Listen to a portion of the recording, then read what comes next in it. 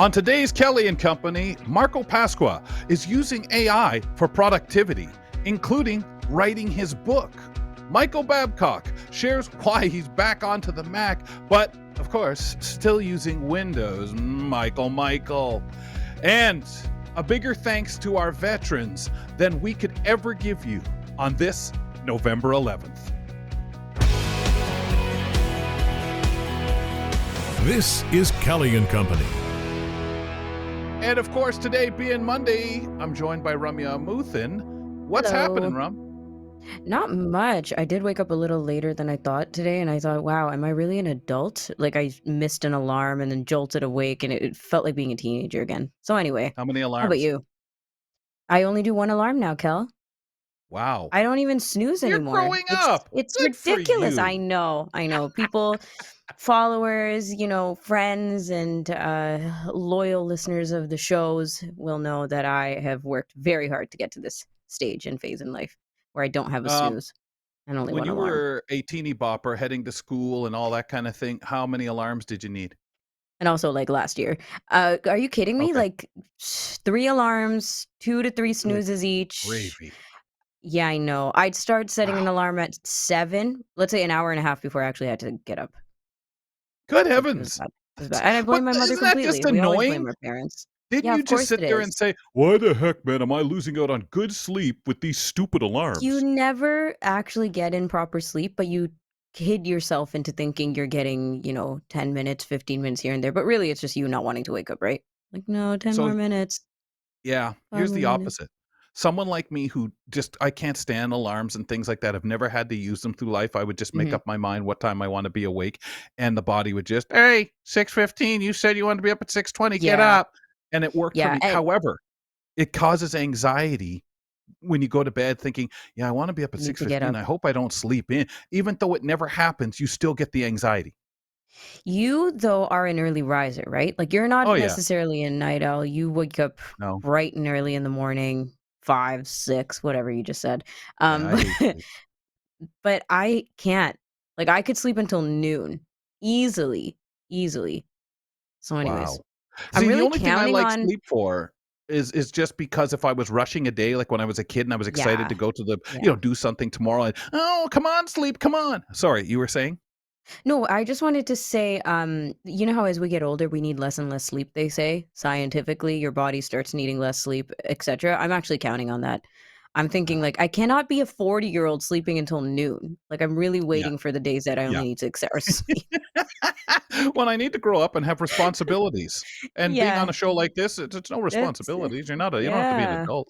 What we Mhm. do want to take a moment, ladies and gentlemen, is of course acknowledge today being Remembrance Day and all of the soldiers, the past, and of Yes. course those we've lost over the years representing this country and trying to protect our world as we know it from so many different elements, different negative elements, and all the things that families have lost too, great Canadian Yep. families and other families around the world. So of course our thoughts are with those we've lost, with those who have served, and really all we can say, and not enough words as I said off the top, thank you so much, Rum. Thank you. Yes, absolutely. And many people recognizing in many different ways, immigrants of the country, people who have historically experienced or acknowledge and are understanding that so many battles have been fought and still are being continued to be fought in different countries and where we're from.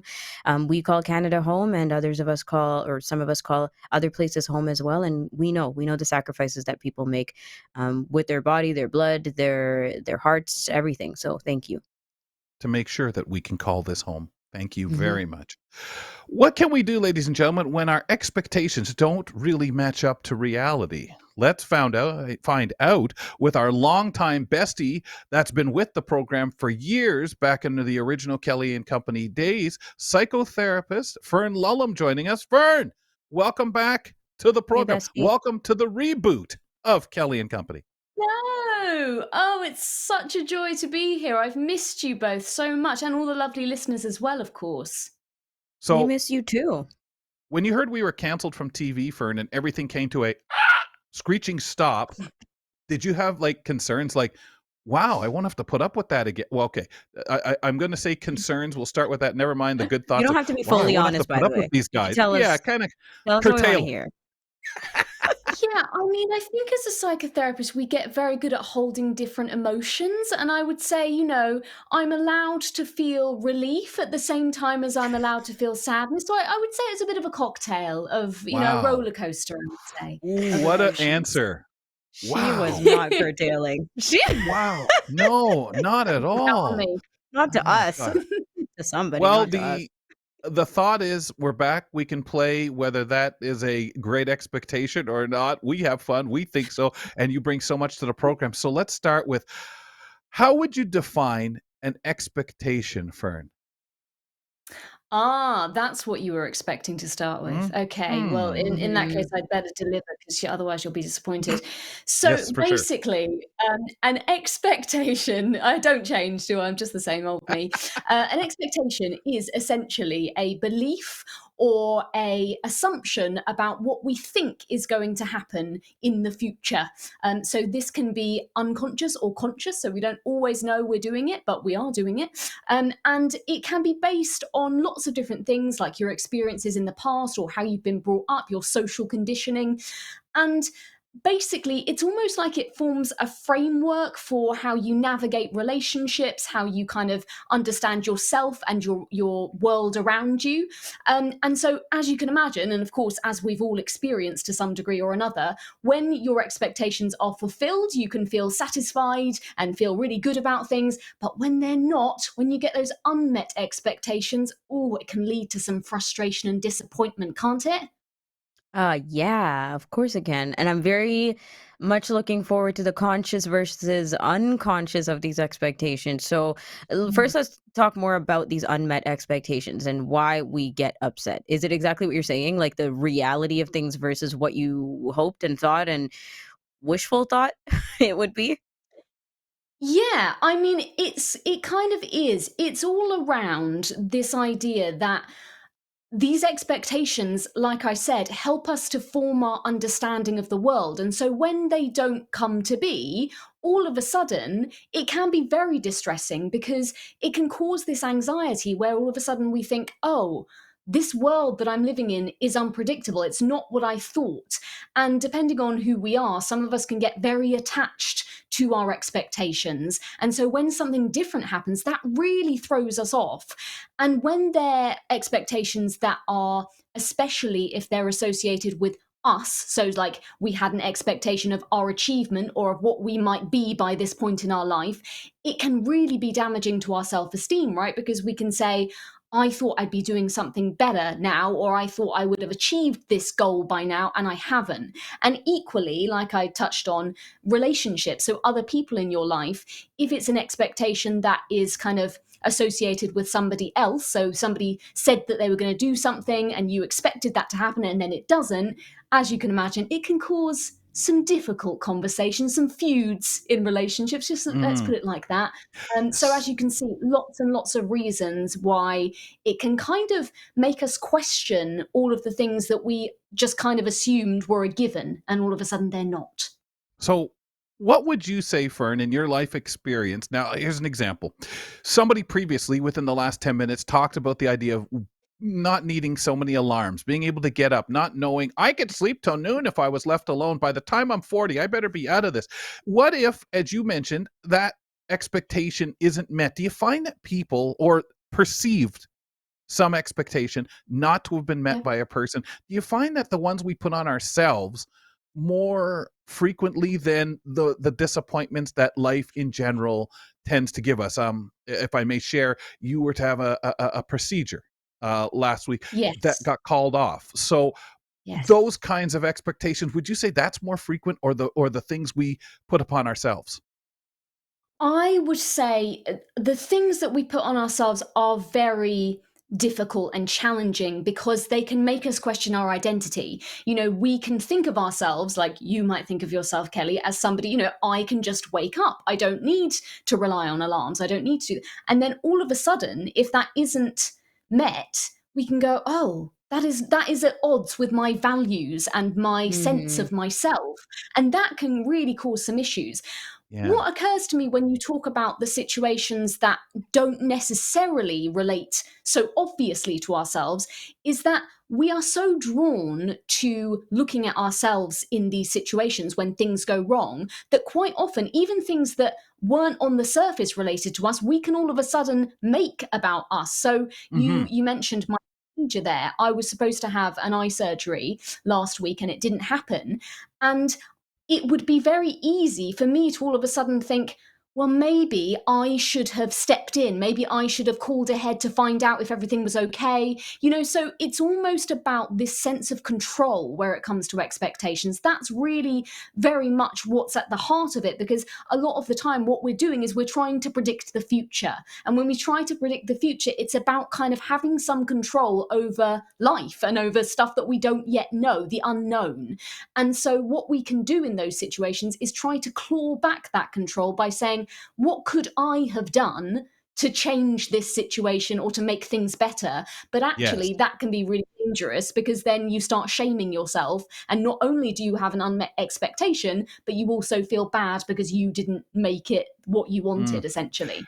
And again, you've got all that Yeah. pressure of the way you feel and the upset they're adding to the burden. Like one would say, do you get more upset and it's a ongoing upset when you don't live up to your own expectations, the things you put on yourself, or when there's some kind of letdown, canceled surgery or something you have no control over? You can get angry, frustrated, but you can move past that. Rum? Well, it's that as I was getting my dose of therapy on TikTok while we weren't talking to Fern, somebody was talking about the the kind of a lack of control, right? Like everything that we need to get used to is the idea that it comes under the idea that we don't necessarily have the control we think we have over life or Yeah, Right. over others or over which is circumstances or the terrifying. situations we end up in. Right. And like Mm. that essentially, like if we don't come to terms with that, we then have regret and resentment and like I wish it could have turned this way and that way. And this person was just like, life is just a sushi roll of situations that come your way, and you just got to get used to it being a conveyor belt of sushi rolls. And I was like, damn, I'm hungry for sushi now. But anyway, Yeah. is that what it is? Sounds like I'm TikTok. so curious. Sounds like a proper therapy session. But is that what it really is? Or are some people just better at handling and managing things when it goes wrong? Like I really struggle with this, Fern. Because I'm determined, right? I feel very determined when I want something. And then if it doesn't go Yes. my way, I get very, very frustrated. And I think and what's that word when you're just Perseverate. um, yeah, like I'm just in it for a very long time thinking it could have gone this way, but it didn't. And it takes forever to get over it. So Yeah, why because you're is it so that some of invested, us right? struggle? Yeah, and I ruminate around what I did wrong, what I could have done differently. So what is it that makes some people better at handling unmet expectations versus others? Like are we wired differently, some of us, or is it just fake it till you make it? I think there is definitely a sense that if you're a more anxious person, which is maybe what you were getting at there, Ramya, in a very Mm, diplomatic way, that can have an effect. It definitely can. We all recognise that some of us are people that worry a lot about things, or maybe we've talked about this before on the shows in the past, a perfectionist, somebody that right. expects to be everything has to be just so, and if it isn't, we really worry about those things. Whereas other people, maybe it's not exactly right, but it's fine and everything's okay, and they don't worry so much. I think there are so many factors that go into that. So your past experiences. I think if you have been faced with a lot of situations in the past that have been painful to you, where you've thought, everything's going to be fine, and then it hasn't been, I think that can make Mhm. you learn that, oh, I have to account for everything here. I have to try and, have that sense of control over the world, because it's scary and it's unpredictable, and I can't kind of cope with it, with not knowing what's going to happen. And so I Yes. think all of those things can play into how easy do we find it to keep an open mind and be flexible in terms of what's going to happen, and how tightly do we cling to I need to know, and if it doesn't happen the way that I had it planned, it's going to shatter my world, and yeah, like you Mhm. said, I'm going to be thinking about it for days. Yeah. Yeah. Yeah. Wow, incredible. I was talking to Jacob on AMI Today about an hour ago, so before we came to air, and he had asked me about solutions when we talk about this, as I was saying we were having you on. So what can we do to process the disappointment from our unmet expectations? Yeah. So I would say the first thing we need to do is to acknowledge our feelings around it, because a very tempting thing for us to do, and I think something again that we learn from the people around us, especially when we're young, is it's okay, it's going to be all right, because everyone around us wants to protect us and they don't want us to be sad. Mhm. And so very often our parents, our caregivers, and then as we grow up, our friends and just our support network in general will say, oh, look at all the positives and don't worry about it and everything's good and maybe it'll work out for the better. And all of those things might be true. And I'm not saying that that is not helpful in some respect. But as we all know, and especially in a therapeutic context, what we really need in those moments is to feel validated and to feel that our feelings matter. And if we feel really frustrated and really disappointed about something, actually in that moment, someone going, oh, it'll all be okay, just, paint on a smile and carry on like nothing happened, that's not helpful, because that's just going to make us feel even more alone and unseen and just feel like how we feel doesn't matter. So we really need to give ourselves that space to be sad. If there was something that we were expecting and we aren't happy about it, it could be anger, it could be frustration, there's all kinds of different emotions we might experience there. To take that moment and just acknowledge that. And then moving forward, of course, we can think about, well, what can we learn from this? What can we gain from this? Is there something where we can reflect on this situation and moving forward, maybe we can do something differently, but not not help, hopefully not sort of shaming Mm. ourselves. Like I said, not sort of saying, oh, I should have done this, I should have done that, because we are where we are at this point. But to think about in the future, is there something that I can learn? And then also, thinking about, is there an opportunity in this situation? Actually, has this closed one door, but maybe it's opened a different one? And maybe there's something here now that I wouldn't have actually had if things had gone the way I planned in the first place. So looking for something that you might not have seen before, that actually there might be some good in this as well, and being able to hold both of those things, that we can be disappointed, we can be frustrated, but also this might actually lead to something even better. Mhm. Yeah, this is really great. And I think the process of managing our expectations starts in the planning phase, right? In the excitement and hopeful phase as well, that, things may not work out the way you want it to or the way that you're banking on it. And then you're not putting Yes. all your eggs in one basket kind of thing. Because it's really tough Mhm. afterwards if you never even remotely thought, hey, but it might not go this way. It's Yeah, really hard. exactly. And so much of that, I think, is how do you treat yourself afterwards? I know, Mhm. Yeah. obviously Yeah. we've all heard of this and it sounds like a cliche to say it, but are you speaking to yourself the way that you would speak to someone you love in that situation? Right, Because right. Romeo, you kind of touched on this earlier. Are you beating yourself up and saying, "Oh, I should have Mhm. done this and I should have done that, and if I'd have done that, it would have all worked out fine." You wouldn't say that to, your friend or somebody that is close to you. You'd be saying, "Look, I get it. It completely makes sense. You have Yeah. every right to feel the way you feel, and Compassion. let's look at this again." Kindness to yourself, Mhm. right? We sometimes Yeah. forget. Yes. Fern, how did you manage the disappointment with the surgery, with not having it?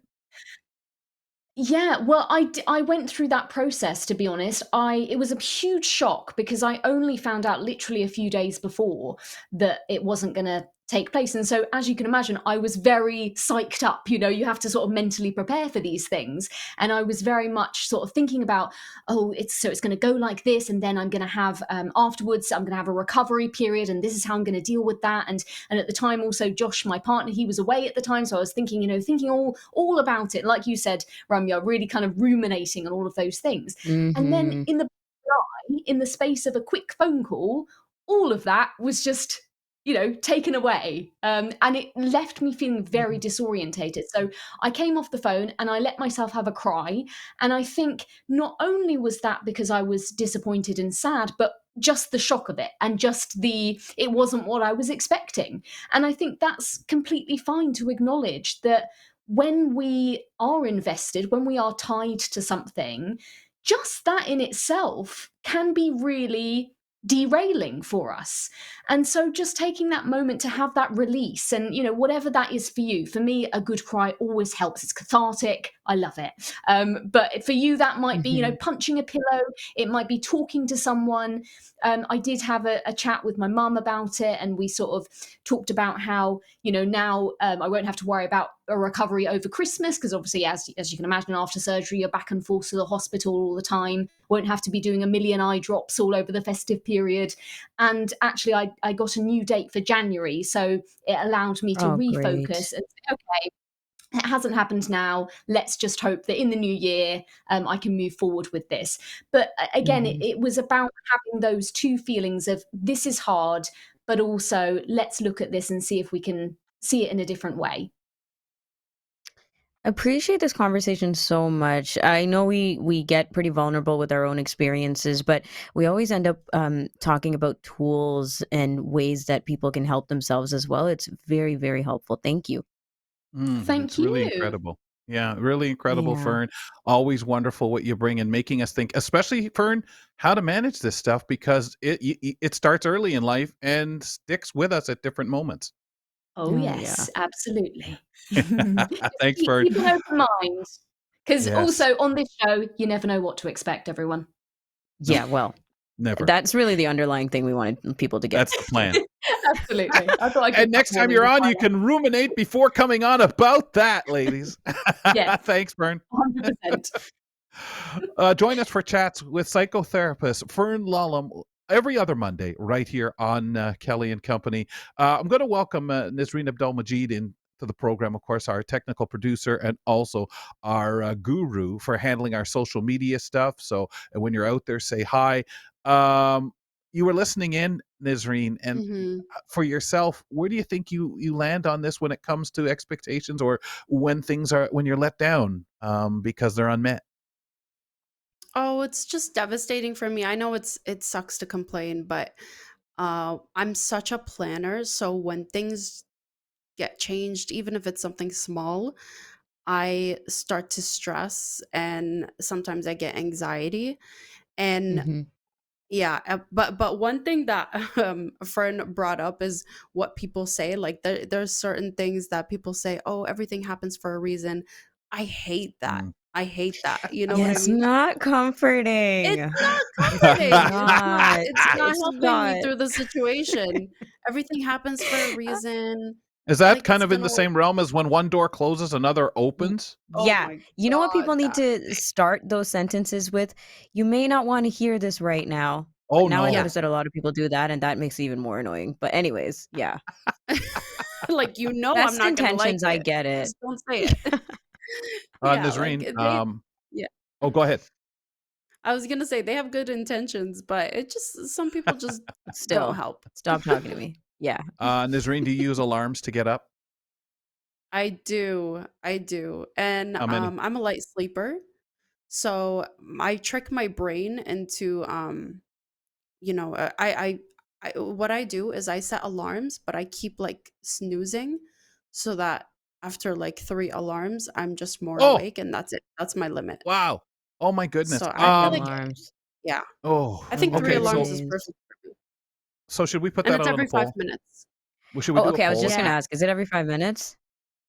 Do you it's guys every know five on the minutes. iPhone, the snooze is every 9 minutes? It's such a strange number. I don't know how they ended up with that. Moshi clocks are I like wish that it too. was customizable. Really, 9 minutes. Yeah. I think it's Mm, There's got to be because of something. the time the alarm goes up sucks up 1 minute. So yeah. technically Is that what in it the is? alarm's mind, Oh, I so it think kind of treats it it's, like 10? yeah. Oh, Apple. Mm. Okay. Okay, so we're Yeah. gonna post it on Don't Twitter, disagree. a Yeah. poll. Let's put it out on a poll and see what people say. Right. Let's see how Yeah. many people actually use alarms. Because I Yeah. feel like you're weird, Kelly. Like what Oh, you I don't am. use alarms?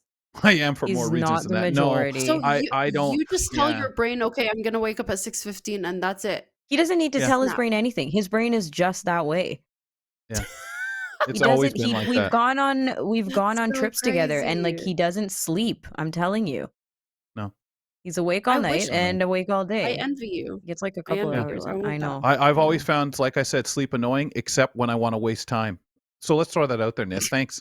We'll talk to you in a moment. Thanks. Nisreen Abdel-Majid, our technical producer on the program. And when you want to give us a call, folks, 1-800-1866, excuse me, 509-4545. We'd absolutely love to hear from you. Any comments, any thoughts, give us a ring over here at Kelly and Company. And maybe if we get some of your messages, we can put them out on the air. Ramya? Yep, let's get to our next guest. This is going to be a real fun conversation with Marco Pasqua. He is the co-founder of Meaningful Access Consulting, which you may know about. And we're going to talk specifically today about the surprising ways that artificial intelligence, AI, is supporting his work in accessibility and entrepreneurship. And he uses AI not just to boost productivity, but also to enhance accessibility features in his projects and to get feedback on his upcoming book, which we will talk about in many conversations to come. Marco, welcome to Kelly and Company. People may know you from your time on Now with Dave Brown or anywhere else you do so much work. It's nice to have you on. Yeah, thanks so much, Ramya. And honestly, the conversation you guys were just having around, like, another door opens. It's the wrong thing Mm. to say that it's terrible Oh. when I'm a motivational guy. I'm a motivational guy, so I love those things, right? I know, but you gotta like How do read the people room, take right? it though? Are Like, do people you do ready to you hear it? find? Mm, of Yeah, and do you have to temper it sometimes? Like, I mean, obviously, where and course. when you want to drop that bomb of, well, folks, no, I don't want to hear that right now. I'm sure that's a navigating itself.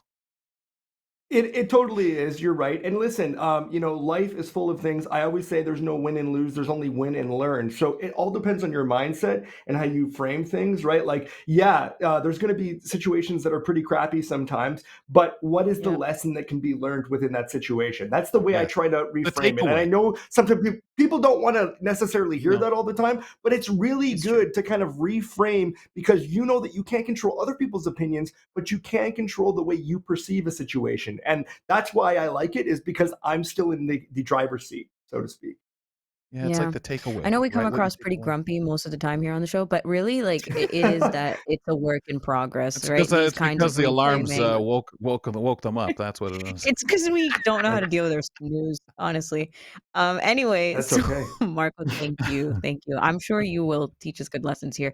So tell us about AI. How has it become a key part of your work, and especially, like I said, as it relates to accessibility and productivity in your own work? Absolutely. Well, those who know me know I'm a complete tech nerd. I come from a tech background. My previous career to this was working in the video game industry, and Oh, I've nice. always been fascinated by technology. And when I was a young man, the things that we would see in pop culture around AI, it just seemed like stuff of science fiction. And now, with the introduction of things like ChatGPT and other large language models, we're actually finally getting the opportunity to see where AI can really take us. And so I wanted to test the boundaries of that. But of course, I don't think that there's a lot of people testing AI out the gate for accessibility unless that accessibility impacts them directly. So, of course, if I ever got early access to some of these chat bots or things, which I did, I'm going to test it for generating images of people with disabilities. And how well does it do that? Or how well is it going to make me more efficient when it comes to generating captions for videos as opposed to having to type them out manually, which was a nightmare previous to all Mm, this technology. mhm, Or some other ways I found is supporting me in creating alt text on images for image Right. descriptions. Sometimes, as a sighted person, it's interesting to try to think of how do I contextualize the image that I'm seeing right now. Well, now a lot of these large language models can actually interpret images. So I can say, hey, I've got this image right here. Can you do your best to provide alternative text for me based on what you see in the image? And I tell you both, the ways in which it comes up with these ideas of what's being seen in the image is spot on. And that saves me mhm. so much time when it comes to video editing, when it comes to posting things on social. So it's been a real game changer for me. Yeah, we had this discussion with Grant Hardy, who you know very, very well. when we were on the TV side over at AMI here, we knew we had to get some description, the producers did, for content that guests were bringing. And okay, what are we going to do? How do I know what they're giving me? How do I write this up? If that's just for the behind the scenes case of putting together scripts for each guest, let alone the ways you're talking, where we can see people being encouraged out there to do this in mainstream. Like, I love when I see an organization with all text. I'm like, wow, this is Yes. great. Sure, they know this is the things to do, or someone's in their ear saying, hey man, you got to include for accessibility, do this.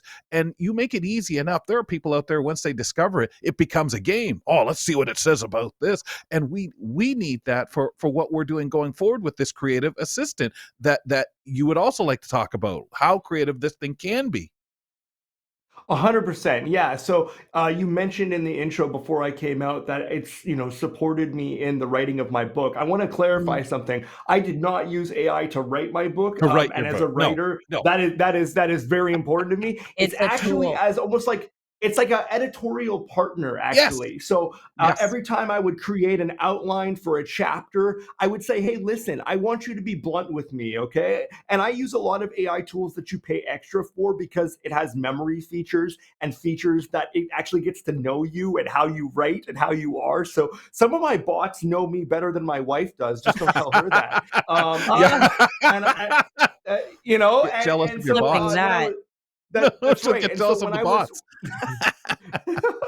That's right. And so when I was writing my book, I would present a new chapter and say, be blunt with me. Tell me, are there gaps in this? Am I transitioning well between chapter themes? And that, guys, was really, really eye opening for me. It's like, you know what? You might actually want to add a little extra to the end of this story to make sure that that transition of the theme you're trying to present is really, felt by the readers. And I'm just like, wow, this is mind blowing. I mean, I used to dream of having advanced conversations like this, and now this is possible. Even Anthropic's Claude AI is able to integrate with doing computer functions for you now. So basically, there's a picture in picture of what you ask it to do. It creates a virtual machine in front of you and does the things, creating an Excel document or whatever you need based on what you just asked it to do. And I can only imagine where this technology is going to go even a few months Mhm. from now, let alone next year.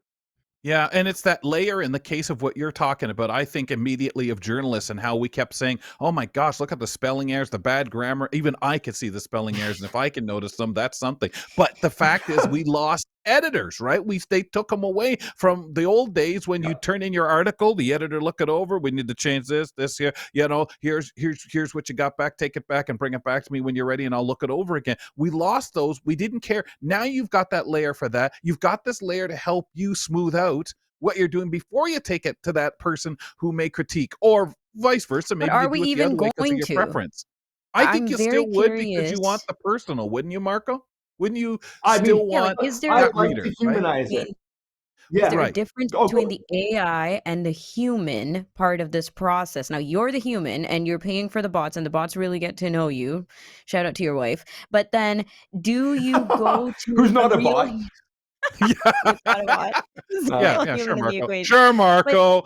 where where do you pull the plug on the AI, or like what parts of this process, especially if you're thinking about writing a book, right? Because that's a long And process and you're Mm. going back and forth. And so if you're now adding bots into this, where do you say, okay, but now it's time for a human? Because can you psych yourself out and say, like, the well, bot is, or I'm calling it bot now, but can AI yeah, but help you psych yourself out and say, okay, I don't actually need a human for this process? Like, it can even probably help you publish, and then especially in you the don't months to come, need the Marco, like human. you said, down the road, will there come that time where I don't need Fred to look at this, forget it.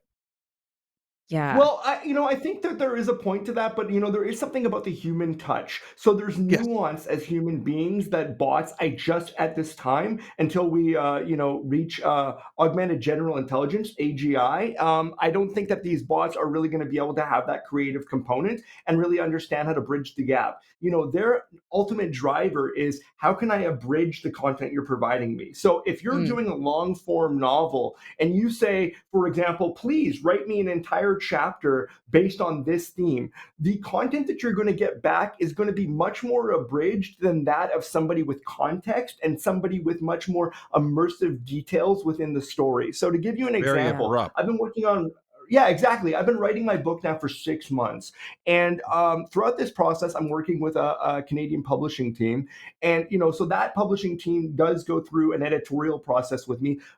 Shout out to that team, by the way; they've been incredible. But so for me, they said to me, "Well, we want two." Of your closest, allies to edit the content with us because they know you better than anybody. But also, as a third option, are you opposed to us like, running through some of these outlines or chapters with an AI bot or even your own AI bot just to get a non-biased opinion of the Yeah. Mhm. content itself Yeah. objectively? And that's to answer your question where I think it comes into play. It's really get that non-biased opinion that's going to tell you things that your closest network or even other editors are not going to be Hmm. able to tell you, but don't rely on it solely because you actually may be sucking the life out of the content that you're trying to display to people and really try to share with Yeah. people. There's And I something to be think in said certain too. aspects, it will happen that way. Like we talk about articles where it doesn't Yeah. matter, you just the facts. They'll do that, and hey, this might be a 10-minute read article, but it won't matter because we're just after the facts. I'm sure that will be the case in a lot of places, Ramya. Yeah, and I really think there's something to be said about making sure you're dealing with the fears and the nuances of another human being reading your work. Like, if this is really something personal that you're putting out, right? It doesn't have to be a Yeah. memoir, but if And your it is. personal work, Yeah. your creative work, you want to get through the phases of, hey, these are my trusted people, my inner circle. I want them to get a first crack at this before it goes out into the public, and then I'm, doomed to hear people's comments and how it goes, right? Like AI is not going to give you Yes. that working through that part of it. Marco, who is Oh, the trusted 100%. circle? I mean, who would you, and I'm not saying you specifically, when we talk about that, can you give some examples of that inner circle, whether it's an editor you've worked with, whether it's your friend that you, Sure. you went fishing with or whatever? Well, to answer your question, Kelly, I think it really has to come down to is how much do you trust their writing ability and their Ah, ability to understand grammar and huh. things, right? So, for example, one of the first people that I gave the book to, not surprisingly, is my wife. And she was apprehensive, guys, to read the book because she said, "Don't you want to just have me read it once it's finally published and in my hand?" And I say, "But I trust Um, your writing ability, and I trust, and you were with me in 99% of the stories that I share." Just for context, I've been with my wife for right. 17 years, right? So she's been with me a long time prior to building my Mm, business and all that stuff. So it was a therapeutic process for her to read some of the details that she had no idea from my perspective for the first Mm. time ever. And so from that perspective, everyone, it was actually a really it actually brought us even closer together because she was like, "Thank you for trusting me, first of all, for editing this, and thank you for sharing details that you never would have shown to me directly." It's kind of like a little piece that I know that my daughter is eventually going to be able to read this book and know how yeah. her dad sees the world. And that's the way I look at it. So to answer your question, Kelly, I think your editing circle needs to be people that you can trust, but people that you also feel have the chops to fully edit something in a way that if they make some changes to punctuation, that it's not going to derail the entire piece of literature. The Do you understanding of it. do you give Yeah. your work to people just because you know they're going to cheerlead you? Like they are there to hype Oh you up. goodness. I don't know about that. Listen, I don't have that kind of ego, right? I think that it's one of those things where it's like you want the content to speak for itself. I shouldn't Mm. have to have a team around me that's ready to showboat and say, "Marco, you're the best," because the reality is that I have good days and bad days too. Everybody who sees me on these programs and in these interviews, they say, "How are Mm. you always so happy?" And the reality is I'm a human being and I have good days and I have bad days too. And I share a lot of those vulnerabilities in the book, and I think that that's really important as well. When you surround Yeah. yourself with people, yes, I believe you're the average of the 5 people you spend the most time with. So really take a step back and reflect who are the people you spend the most time with. You are going to then become the average of that. And that's from an attitudinal basis, that's from a perspective basis, that's from an ideological basis. It's really fascinating when you reflect on the people you surround yourself with. See? It's full circle. You brought the motivational stuff back to us, it's very, I can't very help it, true. guys. It's ingrained in me. It's ingrained in me. Okay, every other week, we'll get a good dose of it. Marco, thank you so much. You will be, hanging out with us pretty much every other week on the show on Monday, so it'll be nice catching up with you. Looking forward to talking more about the book as well. Appreciate it. Yes, we're only actually, believe it or not, a couple weeks away from the book being released. I want to be kind of Nice. hush hush on the date itself, but you will see postings on my social media about that. And it is a memoir, but it also is a bit of a strategy for how to, approach challenges and create authentic connections with people in your own social network. So I really encourage everybody to take a look at the book if you want a little bit of a pep talk, but you also want real strategies that you can reflect on to use in your own life. Okay. Nice. Of course, we'll Wow. shout it out here on the network as Yeah. well. Talk soon. Awesome. All right, talk to you soon. Thanks so much to both of you. Okay. We were speaking to Marco Pasqua, and he was telling us about AI, how he uses it for productivity and creativity. He says it's definitely a tool. He's not using it to completely write his book. It's not writing the book for him. But I'm sure, we'll talk more and more about AI, because what else are we going to talk about, honestly? Well, we only mention it 17, 18 times a show. Ramya Just Nazreen, my hashtag AI every question time. exactly. Like, I love when we get talking about the alt text, but my thing is, as Marco was talking about, there are so many people tending to make it better by finding the thing they need it for. And we will be talking to Michael Babcock in a few minutes. We know this is something Michael has discussed with us numerous times on our program, but finding the thing that you want to use it for and getting it to work for you. I love the idea of that. I love the idea of sharing. Hey, Ramya, this is what I do when it comes to that situation. It's, does that word get around as much as if we had people creating, if they were able to say, you could do this, you could do that. I know all of us only really tend to want to do something that we need it for. And there's nothing like having 6 million people work on something around the world because they need it, they want it, and wanted to use in their own use case, and then telling the other 5.6 billion people on the planet what the heck Mm, they use it for and why in this scenario. I don't know what spreads it more. We know whatever iPhone you have, you're not going to use to its fullest capacity. It takes telling somebody, hey, I use it for this, or I'm doing, oh, when I go on this, I use it this way. It's really yeah. fascinating when you think about AI growing this way that Marco pointed out. Well, I mean, there's so many things that now it feels like common knowledge that you would use AI for. Like, if you're blind or low vision, you've heard by now that toss in an image or even a video, depending on the AI, and it'll describe scenes for you and describe photos for you. And this kind of thing, we're like marveling over it every single day still, right? Because it's so novel. But the kind of extension of that is, are we Mhm. using it for alt text, for captioning, like Marco mentioned off the top? Nasreen, you do a lot of Right. captioning and alt texting when you're posting on social media.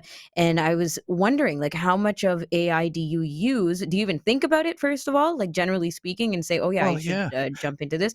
And let alone, like, is it part of your everyday process? Or are we still And did getting you figure used out to your thinking of form? it? Remember, Niz, last week you asked, should I put this in first person? How do I write the alt Yeah. text? And that, Is did it you Yeah. come to kind of creative? with this? Yeah, I think I developed a routine for AI for sure. I think I use it for difficult pictures. I use alt text and captioning, and I think it's pretty remarkable of how the description works. Like, I didn't even think about certain things that I would describe, Yeah. and that taught me how to alt text correctly. And of course, I would switch it up to make it more understandable, because sometimes it's too robotic, it's too structured, and I you need to know. loosen it. And honestly, like, I really learned so much from AI to make it my own way of alt texting an image or captioning an image or captioning a post or whatever it may be. Hmm. It really taught me so much just using that. And I didn't even think about it since, like, maybe recently, like at least a month ago. So this is all so new to me, but look at how much it changed of how the way I would alt text. Yeah. I mean, It in the saves past, I would time. make it. Yeah, like it's important to make it simple for like alt texting and everything like that, but at the same time, like you want enough description to kind of give Yeah. Yeah. somebody enough for somebody, right? So Hmm.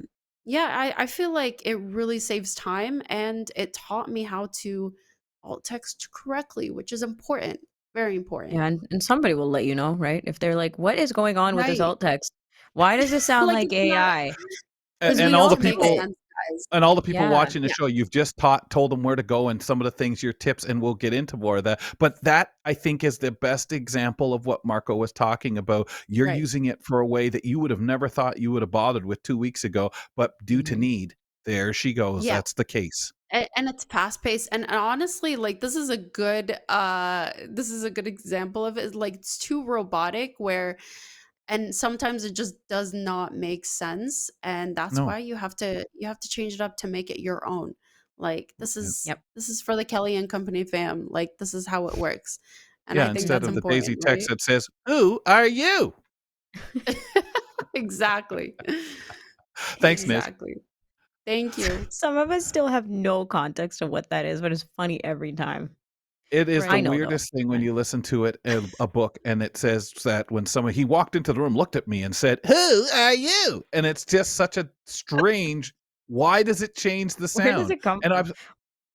I've it's when you use the Daisy text readers, you'll hear it, and I'm not sure what the punctuation is that probably does that. Yeah. It's kind of Yeah. like when they were It's some using the setting. original voice stuff before we started to use some of the better audio description stuff. It had a rhythm, you know. Mhm. Ramya walks down the hallway. She stops at a door. There was one that was doing that for a while. Yeah. Door. And who knows why, but it might have been the way it's written, the way it turns out. But it was strange. And finally, they seem to have chased that away. So we don't have to worry Uh-huh. about the door, but we still have who are you to worry about. Wow. Um, Wow, that's if you want to email us, kellyco at ami.ca, if you would. I'm sure this next guest might be used to a little bit of "Who are you?" even though he is not a stranger to us. Michael Babcock is here, and he's here to talk tech with us every other Monday on the program. He's back on the Mac. Michael, even though you're spending a lot of time doing Windows. Hey, pal, welcome back. For having me. I'm super excited. No, I've not heard the I'm not even going to attempt to impersonate the voice "Who are you?" comment, but you're right, it's probably punctuation or related to a voice. You know, it's really interesting is listening to the AI based voices try to read numbers. So I do some voiceover work Oh. for a local organization. Well, I guess they're in a national organization, and I read their treasurer's report for them every month, so that way those who may not be able to comprehend or understand a lot of numbers at once can get that information in a different format so they can hear it, and hearing a human voice helps make a big difference. But of course, knowing me, I had to try AI, and it completely makes up words when you give it more than 3 or 4 digits. It's like, what Get did you out. just say? What do Yeah, you mean it yeah, try makes it up with words? Like it's not OpenAI numbers or 11 anymore? Labs. What was that? Oh my gosh. It doesn't even say numbers? Like it just makes up random words? So yeah, so like I gave what it sounds like is it trying to say the numbers and turn those numbers into words, and it just comes out as gibberish. It's really interesting to Wow. hear. Ooh, Okay. man. Yeah. So it would have to be written a certain way, like the way I don't know, but you'd have to. I don't know how you write 1,000 differently or Right. You might have to spell it 1,492. out. I'm not sure if you spell it out Yeah. and just don't give it like put 17 space and then the word thousand, and that might work Oh, better. But of course, that's a whole reformatting of a document that who has yeah. time to do that because you're Yeah, And using anyone AI. no. So I'm picking like, it I'll up, just and read if you this. have to share that with people, it goes back to what we do here in Yep. formatting our script. If someone had to read my script and said, "Why the heck would you write it this way? What's wrong with you? What? Whoa, why is there space between the 400 and the 17? Like, what's It's going on?" supposed to be Yeah. intelligent. It's supposed to make it up itself, And understand the that's not context No. anyway. unusual. Wow. Huh. Sir, what are you doing here? What's going on? Why have you switched back to the Mac? What's all this about? So I have commitment issues when it comes to operating systems. I am on Windows one week and then I'm on a Mac another week. And today I am on a MacBook Pro M3 because, why not buy the previous iteration before they release the new version? Yeah. Using Okay. the MacBook Pro camera. So people looking will be able to see my blue polo shirt with a black sweater over it. And sitting here with my awesome audio setup with a microphone off to my left. And the reason I switched back to the Mac is a couple of fold. One, full transparency, I did not pay for the Mac myself. So that right there helps make a decision for you when you don't have to pay for it. What ended up happening is I've been doing some contract work with this. With an organization, and this organization wants me to teach other blind individuals on the Windows and on the Mac, which is good because I have that knowledge and it's a valuable skill to have. But the problem Yeah. is if you don't use it every day, you forget some of the little things. So I said, Right. what I need to make this happen is I need a Mac that has parallels, so Windows on it as well, so I can use the automation features of the Mac, but still actually get work done because VoiceOver has its own challenges in tools that I use for my day job. So that's the real reason why I switched over is automation and the ability to swap out operating systems to help with teaching what the client needs to know. Hmm. So I have a question for both of you. In the Okay. days, many moons back, when I had the opportunity to get a Mac computer at work, I didn't really have anyone to show me how to use it. And everybody I spoke to said, well, just make a virtual window and use it that way. And I couldn't understand why bother. So is that what's still done, guys? Is that what this is when we talk about the parallels, Michael? Is that basically kind of the same kind of thing? You're chuckling. Yeah, so it's funny because I've heard the joke multiple times. This Mac is the best machine Windows has ever ran on. And That's right. Amazing. that shouldn't be the case. So Is for that a me, hardware problem? I think so. And Yeah. the Mac operating or the Mac processor now is so much faster and battery efficient, Yeah. unless of course you're using a Focusrite Vocaster, and then it just drains all the battery out of it. But we won't talk about that. Oof. Okay. But for me, Parallels is the best of both worlds because what you can do is I can use the automation feature. So there's a app called Centered Head on the Mac that allows me to check to make sure that I'm in frame. And if I'm not, then I'm able to adjust. I imagine, I mean, if he was watching, Mark probably saw me move my head around before we went on the air because I'm like, oh, let me get in center. So it's centered up there Mm, according to the app. But what's really cool is a tool like Launch Bar allows me to quickly open that. So, for example, what I did is I hit Command Space, I typed in the letter C, found Centered Head, and then assigned it to the letter C. So anywhere in the operating system, all I have to do is hit Command Space and press and hold C, and that opens Centered Head if I'm ever curious about my head's position. But most importantly to me, it opens it in the background, so it doesn't move the focus away from the script or another tool that I might have in front of me. With that comes the ability to jump in and out of windows on Mac OS. So I have Parallels installed here. So if I want, all I do is I hit Command Space, press and hold the letter W, and all of a sudden my focus, well, Windows starts up in the background because that's what happens the first time you do that. And then you hit Command Space, press and hold the letter W for Windows 11. That moves your focus into Parallels, and then you're then manipulating Windows by using Windows keystrokes. Yes, nice. the way I have it set up is you have to remember that your command key is your Windows key and your option key is your alt key. But I prefer that setup now. At first, it took me a little bit to get used to because those keys are swapped. But now I Yeah. prefer that setup because I can always hit option tab when I'm in Parallels. And I know that's going to alt tab me through Windows and it's not going to command tab me back into the Mac. Oh my gosh. Yeah, dude, I don't know how you do it. Like you're using all of your brain. Okay, but Is there such a are demand for this? there Is this why? there Is that has to why? be.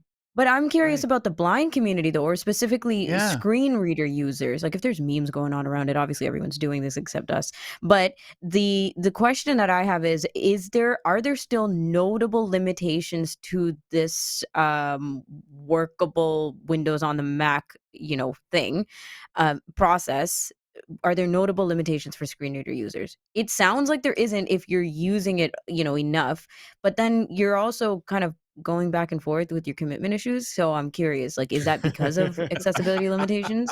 Now he's got a chance So to there's teach. He has to. Exactly. Well, that, and there are accessibility limitations. So I use a tool called Zendesk. It's a customer service and support tool that we use for work. On the Mac, in any browser using VoiceOver, the table that houses all of the tickets appears to be blank. Like I can Oh, interact with it all day long and I will never find any tickets there. I are you jump over to serious? Windows and I'm able to use the letter X to jump to the checkbox. I'm able to table navigate throughout that table. So I think VoiceOver is it's a huge limiting factor. Though they have made changes, it's still challenging to keep up with everyday's technology needs. And honestly, I don't have the time to sit down to have a long dialogue with Apple unless they want to pay me, Hmm. because time is valuable. I'm just going to use Parallels, jump in with my JAWS license, and get the work done. The other limitation Hmm. is on the Windows side of things going from the Mac, and there's been some solutions for this.